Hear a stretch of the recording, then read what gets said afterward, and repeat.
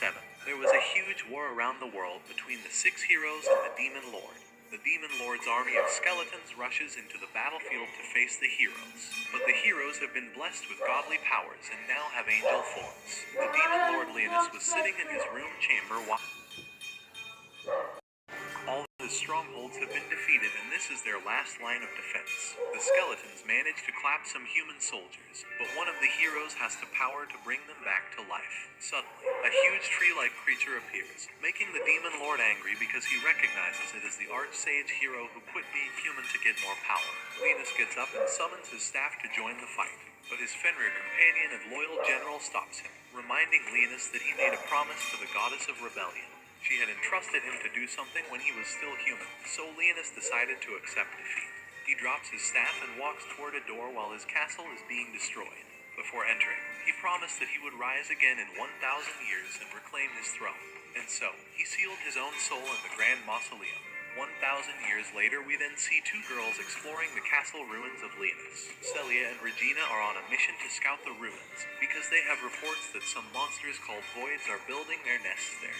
They walk through a corridor and reach a huge door. Celia recognizes it as the King's Mausoleum, where Demon Lord Kings decide to rest waiting for their final days. Regina tries to open it but thinks they need to pick up something to blow it apart. Celia then notices some writings on the door and uses her phone which language it is. She realizes the door is alive and touches it. Suddenly, the door activates and opens up.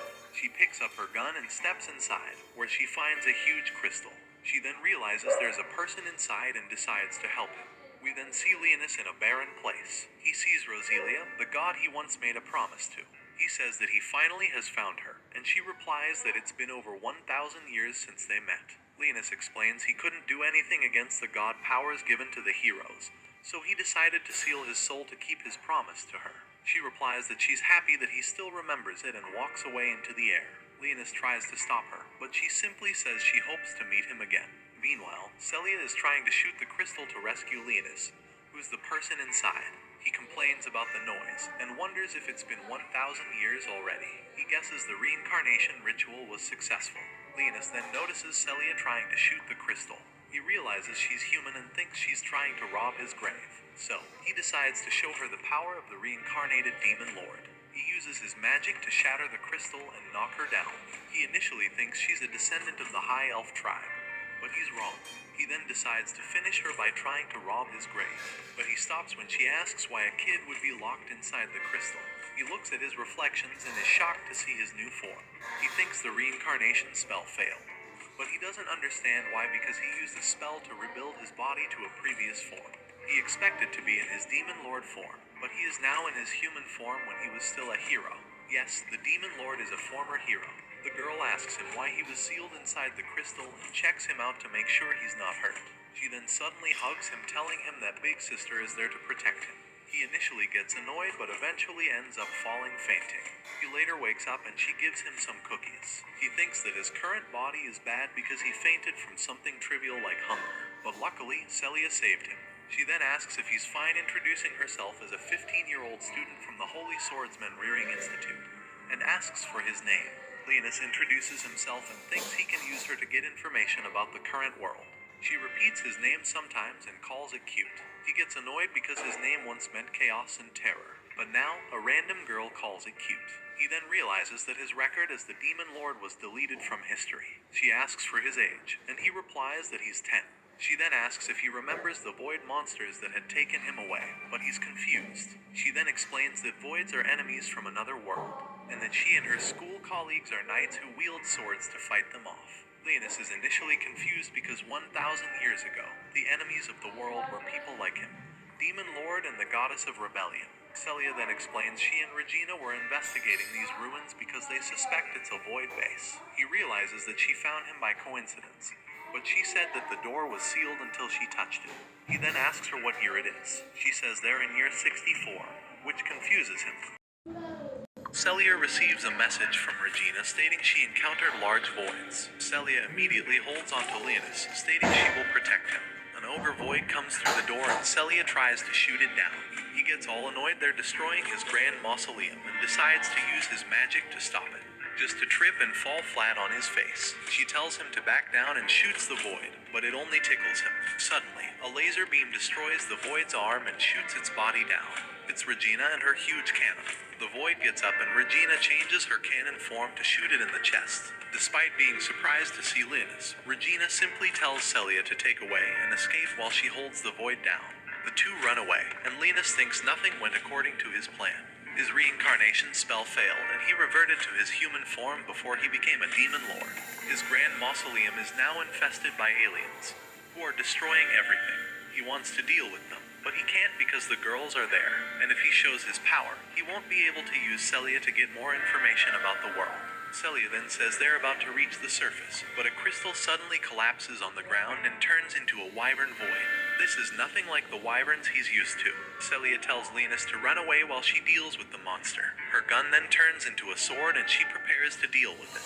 But Linus simply ignores it and starts casting his spell to destroy the monster. Celia for some reason pushes Linus away, telling him to run and gets sliced in the gut. She lays on the floor in a pool of her blood and Linus wonders why she did it. She says her last words, telling him to run and escape with Regina.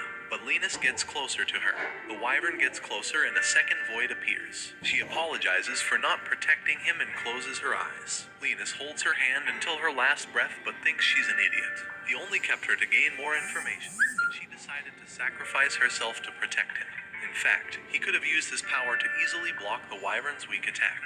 He wanted more information, but he didn't think she had value to him anymore. However, she reminded him of Rosalia when she protected him, revealing that when Linus was the hero, he was betrayed by the people he tried to save. That's why he became the Demon Lord. More voids appear and try to attack him, but his magic barrier manages to block it all. He thinks it's annoying to have his human form because he regained his emotions. The voids continue to unleash attacks, all parried away.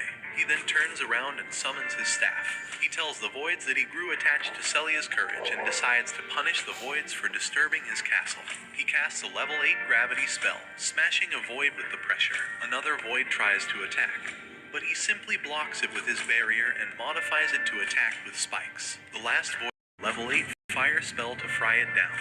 However, there was something he didn't expect. The void's bones remained after using the spell, something that never happened even against dragons. He thinks it's because his current mana levels are a third of what they used to. He then notices Celia is just barely alive. He normally wouldn't care about human lives because he's the Demon Lord, but he still acknowledges her because she tried to protect him. He cannot use holy spells to heal her, but he can use all spells related to death. So, he decides to use his power to give her life. He uses a spell that restores all her lost blood into her body, healing her wounds. Meanwhile, Regina manages to finish off the Ogre Void and tries to contact Celia, who's still unconscious. Linus hears it and finds it impressive that humanity's technology managed to advance that much. Celia then finally wakes up and immediately hugs him, relieved he's safe. She then checks her wounds and doesn't know how she's fully healed. She's confused because she's sure she died. Linus then explains he used his holy magic to heal her back, but she doesn't know what magic is. He then realizes Celia and Regina didn't use spells to fight the voids, but they used their weapons, which was made out of advanced magic. He realizes that in the current age, people can't use magic, so they use magic weapons that require no training or hard work. Still confused, Celia asks if he used the power of a holy sword, but he doesn't understand. She explains that some holy swords have healing powers in the Excalibur Academy. She believes he can use that power, and believes that's why he was abducted by voids. She then gives a whole explanation of what is holy swords. Basically, their powers awakened by mankind to fight voids 60 years ago. Humanity almost lost the war against the voids, but children awakened the holy sword power to manipulate fire, wind, and others. He realizes that this power is different from the one he uses, so he decides to hide it from everyone. Regina then arrives, and the girls ask what happened to the void. Linus lies, saying it disappeared while he was shaking in fear. They then decide to leave the ruins, and Celia asks Linus to join her on her bike, which confuses him. He joins her and they drive back to the academy, while Regina keeps teasing Linus. After a long drive, Linus has finally a view of the city, and he realizes that it's the 7th Assault Garden. As they go to the city, Celia starts to recall her childhood memories from 6 years ago. She lived in the 3rd Assault Garden, but one day they were attacked by voids. Every human stood up to fight those voids, while the rest awaited the result inside a bunker. We see that Celia and Regina, her maid, are inside the bunker. Regina was afraid of what was going on, But Celia tried to comfort her. That doesn't work, as Regina says that voids have destroyed every city they have attacked. Celia tells her to calm down because her parents are holy knights, and they will protect everyone. Celia then starts quoting her parents' and sister's words, mentioning what they will do after defeating the voids. Regina finally starts to calm down and the two girls smile. They promise they will join the Excalibur Academy and also become holy knights to protect people. However, the situation outside isn't as happy. The bunker is shaking with the explosions and Celia starts to panic. She tries to head outside and join her family in the fight, but Regina stops her. The two girls start tearing away, worried about their family. A few hours later, the bunker's door finally opens. Everyone steps outside and sees their city destroyed. Celia starts to tear down and apologizes to Regina. She told her that everything would be okay, but it all ended up being a lie. Back to the present, Regina asks Leonis if this is his first time seeing an assault garden. He replies with yes, describing it as incredible. She then explains that the city is docked there right now, but the city is usually in movement, as it's used on the front lines to attack void colonies. She explains the city can produce power and food and can also cross the ocean. Leonis is confused, not knowing how something this big can move.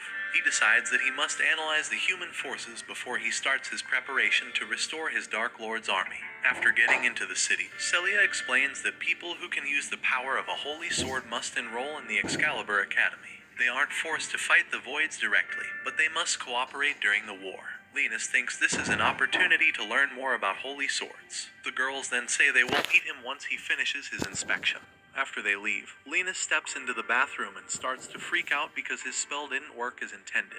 He was supposed to reincarnate 1,000 years into the future in his Dark Lord form, but he was reincarnated in his previous human hero form. He then calls two names, Blackas and Sherry, who appear from his shadow. Sherry is his personal maid, while Blackas is his most trusted friend, the Prince of the Realm of Shadows. Leonis says that it's been a while since they last met, but Blackas asks him about his new form. Leonis starts petting Blackas, explaining that due to a mistake, he ended up in his original human body. Blackas mentions this is his first time seeing Leonis' hero form. Sherry then finally speaks and reveals that she finds Leonis' new form pretty adorable. He gets mad and asks if she's mocking him. The cute girl starts to panic, but Leonis lets it off, mentioning he called them because he needs a favor. He asks them to investigate the city, explaining this is a whole different future when compared to the one he imagined. He explains people don't use magic anymore, but they have some strange power. Blackas mentions that he can smell a different type of power. Leonis then says that his goal is to regain his Dark Lord army, but they first need to know everything they can. The two then return to his shadow and start their investigation. He then goes through the inspection process, where he is sprayed with something. Some machines then start analyzing his data and he continues to walk forward. He tries to pass through some sort of detector that raises an alarm, but he manages to use a spell to deactivate it. After finishing the inspection, he's given a temporary ID card. Celia appears and snatches the card from him to take a picture of it. He's a bit confused by it, but she explains that it proves his identity in the city. She then tells him it's time to visit the academy and tells him to hop on her bike. Celia takes him on a little tour around the city, showing him the huge commercial district, which shocks Leonis. He mentions that everything seems peaceful in the city, which prompts an explanation from Celia. She says the 7th Assault Garden has never been subjected to a void invasion because it's the newest city. Yet, they're currently building a new one. She also reveals that the Holy Swordsmen are deployed to the front lines to fight, but the city is secure. The city is divided into 3 parts: the residential area, the commercial districts, and the administration. In the center of the city, you will find the Excalibur Academy, which controls the military. After they arrive, Celia says he needs to first wash up before handling his registration. However, Leonis is pretty impressed with the number of huge buildings around and asks if it's part of the academy. Sayla confirms and starts to explain the buildings and what they're used for. The most relevant ones are the dining halls, the training grounds, and the dance hall. Leonis is a bit confused. He doesn't understand why they have a dance hall. Celia explains that it is needed to manifest his holy sword because his heart and spirit need to be calm. She shows him the girls' dormitory, but they're stopped by Muzel. Leonis notices that Celia is trying to avoid him, but the guy tries to stop them. He asks her who Leonis is, but she simply says that Muzel has nothing to do with it. The guy starts mocking Celia. He laughs and says that Celia's platoon is now accepting kids because they're all failures. Celia says that Leonis is a certified holy swordsman, but the guy tells her to stop joking. Leonis, on the other hand, thinks this guy was blessed with ignorance. He knows that he might look harmless because he looks like a kid, so he decides to not punish this guy to avoid any attention. Muzel then tells Celia to stop trying to be a holy sword user and join his platoon. He claims they're the top rankers, and if she joins, she will be allowed to stay in the academy. He smirks while calling her a failure who cannot manifest a holy sword despite carrying the blood of holy swordsmen. Celia lowers her head, accepting reality, but Leonis is pretty confused that she cannot manifest a holy sword. He then remembers that she couldn't use that power in the ruins, and that's why she took the hit to protect him. He then questions what she's doing in a school for holy swordsmen. Muzel then shows his real personality. He tells her to come to his platoon and become his toy, like the other girls. This way, she will avoid going on dangerous missions. Leonis thinks the guy is using some mind control magic on the girls, but he then realizes that must be the power of Muzel's holy sword. Celia declines, making the guy mad. She then tries to continue on her way with Leonis, but the guy gives into his emotions and starts grabbing her hair. Leonis tells Muzel to stop, but the guy is simply confused. Leonis then releases a spell and Muzel's body starts shaking in fear, not knowing what's going on. He gets onto his knees in pain and Leonis gets close to him. Leonis gets close to Muzel's ear and tells him some words. He claims that Celia is his woman and that Muzel has no right to touch her. Leonis stops using his magic, giving Muzel the opportunity to activate his holy sword. However, another student arrives and says that using the holy sword's power without authorization is against the academy's rules. The situation is even worse because he's in the sector of the girls' dorm. Muzel starts walking away before wetting his pants. Leonis then thinks to himself that he cannot believe that he got worked up because of a stupid fly.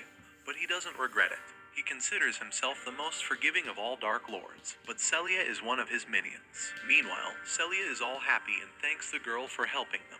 The girl is Elfine and mentions that seems like Muzel is eyeing Celia up. She then asks if Leonis is the boy she saved on the ruins, and Leonis notices something. Celia's friends are filled with huge plots. Elfine explains she is Celia's platoon operator, making Leonis realize that they've always been in communication. Leo introduces himself and Elfine welcomes him to the academy. She then gives him his uniform and asks Celia if they will register his holy sword. Celia says that Leonis first needs a shower and asks if Elfine is heading to the dormitory. Elfine explains she first needs to submit the Void investigation data to the Knights, mentioning there's something under the ocean. Leonis gets curious about it but ignores it for now. But Elfine stops explaining the situation because Celia is starting to feel dizzy. Leonis realizes it's almost time and they head to her team's dormitory. Celia explains the assigned dorms are based on the platoon's grades. She explains each platoon has 5 or 6 members, and the academy treats them on a merit system. There are tournaments, practice matches, and examinations to decide the ranks of each platoon. She explains her team's dorm has air conditioning, new training equipment, a jet bath, and a sauna. Leonis thinks a jet bath is a weapon, but she tells him to get in. He then asks if it's okay for him to enter a girl's dorm, but she says that he's too little, so they wouldn't care. She starts making herself at home, and Leonis is confused because she has no sense of shame. She tells him to take a bath and he follows her orders. While showering, he thinks about how things changed since he was last alive. Suddenly, Celia also comes in. She has no real sense of shame, boys. She starts washing his hair and decides to tell him her plot, pun intended. She explains that her parents were deleted by Void 6 years ago. Only she survived along with Regina. She then clears Leonis' doubts, explaining that her parents were 2 holy swordsmen, so she was supposed to also use the power of the holy sword. She was accepted into the academy because of that, but she cannot awaken her holy sword. That's why she wanted to explore the ruins, because she hoped to awaken her true power when she was in danger. Leonis calls her reckless, but she explains that if she doesn't awaken her power, she will be expelled. She then starts to feel weaker and falls. Leonis realizes she has reached her limit, and touches his spell mark placed on her body. Her eyes suddenly turn crimson red and her canine teeth get bigger. She tries to reach him with her hand, and he pulls her into him. Upon getting up, she bites onto his neck and starts to feel better. She's confused as to why she had bitten him, but he decides to tell her the truth. He had to use his magic to turn her into his strongest minion, a vampire queen. She gets confused, but he explains that in reality, she is already dead. Later, Celia wakes up on her bed, confused about what happened. Leonis explains that she collapsed due to lack of mana, and he had to give her some of his. She doesn't understand what he's trying to say and asks about Leonis' real identity. He simply says that he's an ancient sorcerer who resurrected from the crystal, and that he uses powers that have been already forgotten. He also shares that his sorcery can only control death, and he can't really heal or revive her. Since he cannot use holy sorcery, he could only save her by raising her as an undead. She asks if he cannot use the holy sword power. Linus reveals he used a level 10 spell named Create Elder Undead. To be fair, he wasn't even sure the spell would work. However, she came back as the strongest of all undead minions, the Vampire Queen. She gets worried about being a vampire, but Linus explains that she lacked mana, so she had to drink some of his blood due to her vampiric impulses. She believes his story, and he apologizes for not being able to properly save her. She asks if she can share her story, and Linus agrees to listen. She tells him what happened 6 years ago, how she lost her city to avoid attack, along with her parents. She says that her parents were both holy sword users, who tried their best to protect the city. However, she feels sad because she had to be in a shelter with Regina. Since then, she's been training to awaken the holy sword and fight voids. She then asks him if she can still manifest a holy sword, but he doesn't know about it. He simply tells her that she's now a lot stronger because of her vampire queen nature. She's still a bit worried, but the mood changes when Lena's stomach makes some noise. She laughs it off and mentions that he has already spent more time in a girl's room when compared to eating. They head to the cafeteria where she asks if she can still eat normal food because she's now a vampire. Linus replies she can because she's a high-ranking one. She will recover mana from eating, but it takes too much time, so it's not the most efficient way to regain her strength. She asks if he has decided what he wants to order. He asks for bread because he doesn't know most of the dishes. She tells him that he must have a balanced diet, but he dismisses it, mentioning undead don't need it. This strikes her down, and he realizes that she's not used to the fact that she has become an undead. He apologizes to her and ends up following her suggestion. He then mentions that he has money and pulls out a gold coin. Deep down, he's bragging to himself about how rich a demon lord is. Celia asks him what he is, and he tries to explain himself as a rich guy who can buy the whole restaurant. Turns out that he's a broke dude. Celia explains real gold or money is useless in today's age because everything is bought with credits. That hits him like a brick. They then heard a girl talking to two guys in the background. The guys complain that she isn't wearing the school's uniform and try to take advantage of the situation. When one of them grabs her, she quickly knocks them down with her wooden sword. The girl then tells them off, stating she has permission to dress like that, and the guys start running. Celia quickly runs to the girl and calls her Sakuya. She asks what happened, and Sakuya explains everything. She was supposed to be in a tactical drill, but Sakuya snuck out because it was boring and decided to gamble until she got caught by those two guys. She then focuses on Linus,